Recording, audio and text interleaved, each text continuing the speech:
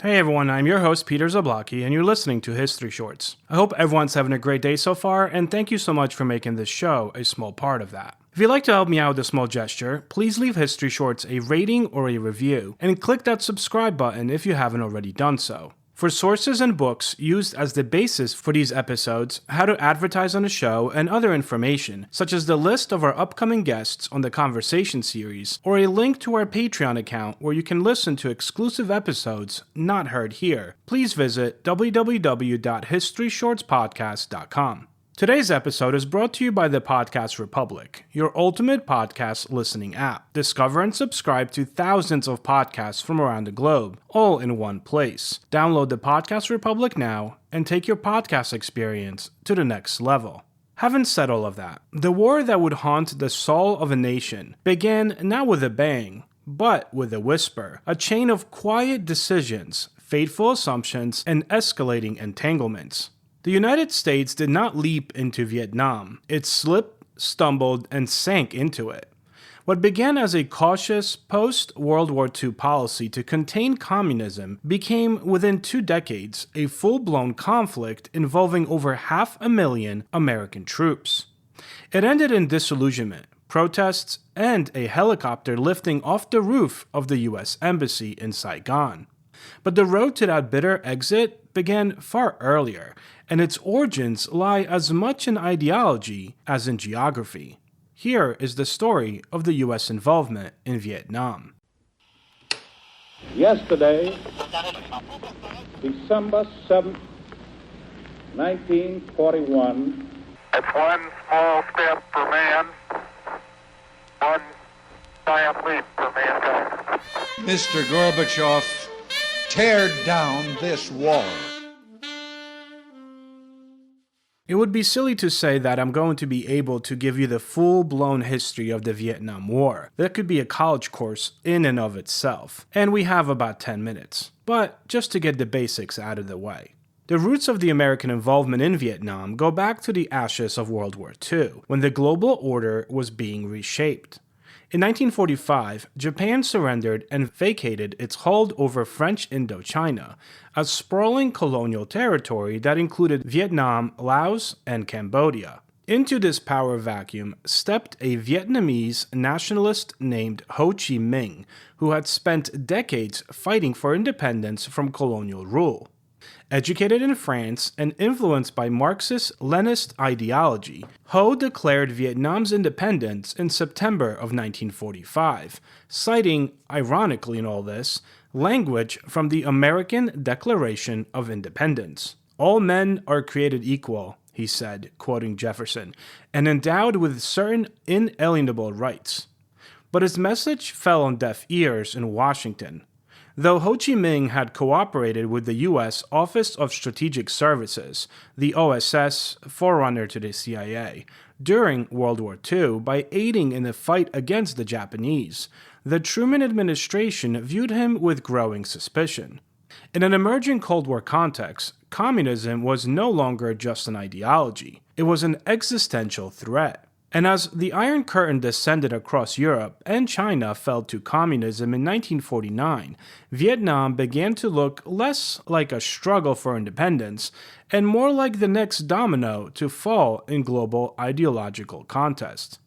France, seeking to reassert control over its colony, reoccupied Vietnam after the war, sparking a bloody insurgency led by Ho Chi Minh and his Viet Minh forces. The United States, still clinging to hopes of European reconstruction and fearing Soviet expansion, threw its support behind the French. Between 1950 and 1954, the United States poured nearly $3 billion in aid to support France's colonial war, a war it had not started but had decided to finance.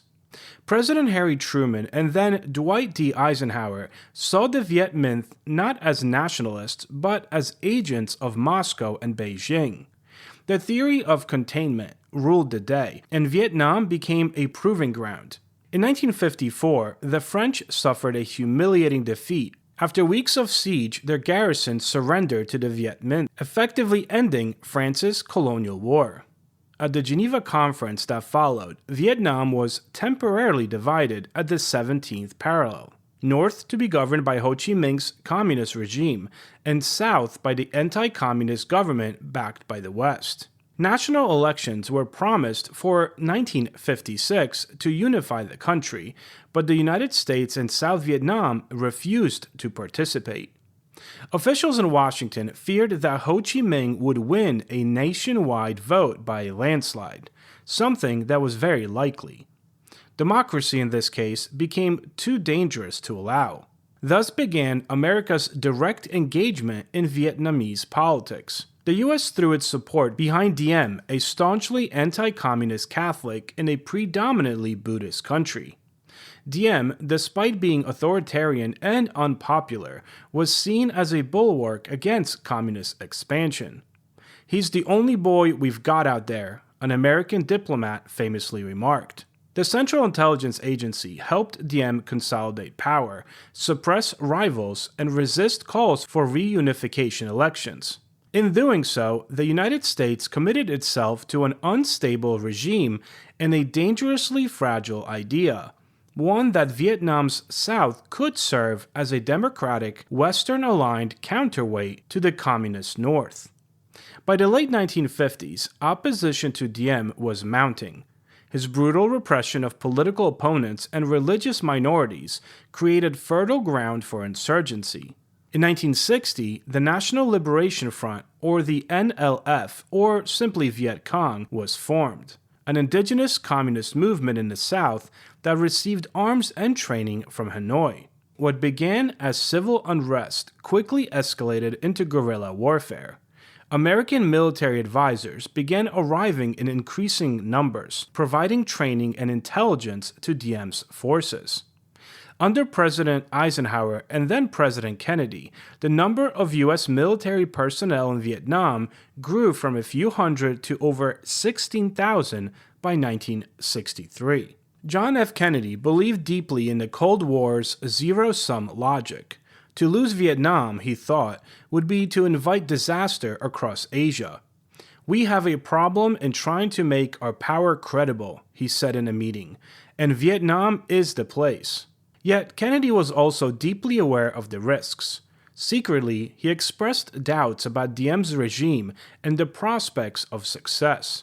When Diem's forces brutally suppressed Buddhist monks in 1963, most famously prompting monks to burn themselves in the middle of the streets, Kennedy approved a CIA-backed coup. Diem was overthrown and assassinated. The United States had become not just a supporter, but an active architect of South Vietnam's political fate. Then came the turning point, the Gulf of Tonkin incident.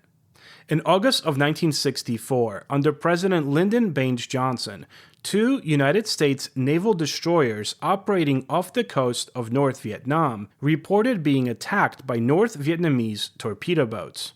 The details were murky. Radar blips misread exaggerated reports, but Johnson presented the incident to Congress as a clear act of aggression. Within days, Congress passed the Gulf of Tonkin Resolution, granting Johnson broad authority to take all necessary measures to defend United States forces and allies in Southeast Asia. It was not a declaration of war, but it was close enough. Johnson had his blank check, so to speak. By 1965, American ground troops began landing in Vietnam. First, 3,500 Marines, then tens of thousands more. The strategy was to wage a limited war, using overwhelming firepower against the enemy, and then win the hearts and minds of the Vietnamese people. But the war was anything but limited. The North Vietnamese, with aid from China and the Soviet Union, supplied the Viet Cong through the labyrinth of Ho Chi Minh Trail, a network of jungle routes stretching through Laos and Cambodia.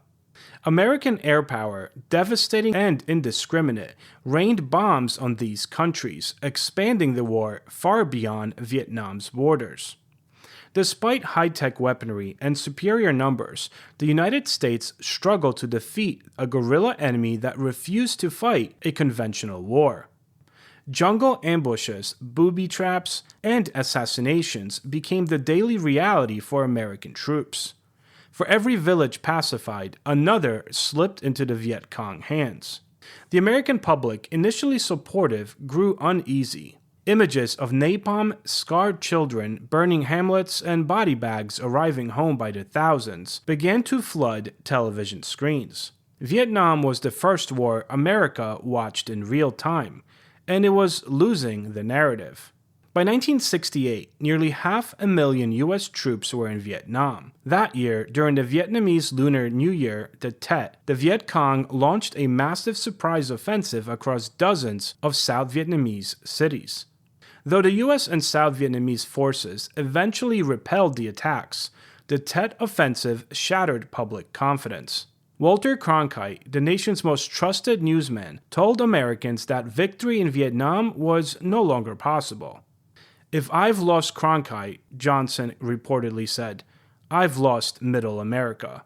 Political fallout was swift. Johnson, exhausted and embattled, chose not to run for re-election. Richard Nixon, promising peace with honor, won the presidency in 1968. But Nixon's strategy of Vietnamization, training South Vietnamese forces to take over the war, was accompanied by a brutal bombing campaign in Cambodia and Laos, and the covert expansion of the war. The My Lai massacre, where over 500 Vietnamese civilians were killed by American troops, further stained the U.S. moral position. At home, protests erupted on college campuses. At Kent State University in 1970, National Guard troops fired on demonstrators, killing 4 students. The war was no longer just abroad, it was tearing America apart at home. The final chapters of the war were drawn out and agonizing. The Paris Peace Accords, signed in 1973, led to a U.S. withdrawal, but the conflict continued between North and South Vietnam. Without American support, the South Vietnamese army collapsed. On April 30, 1975, North Vietnamese tanks rolled into Saigon. Helicopters evacuated the last U.S. personnel from the rooftop of the embassy as panicked South Vietnamese citizens pleaded to be taken along with them. The war was over. More than 58,000 Americans died in Vietnam. Millions of Vietnamese, soldiers and civilians alike, were killed, wounded, or displaced.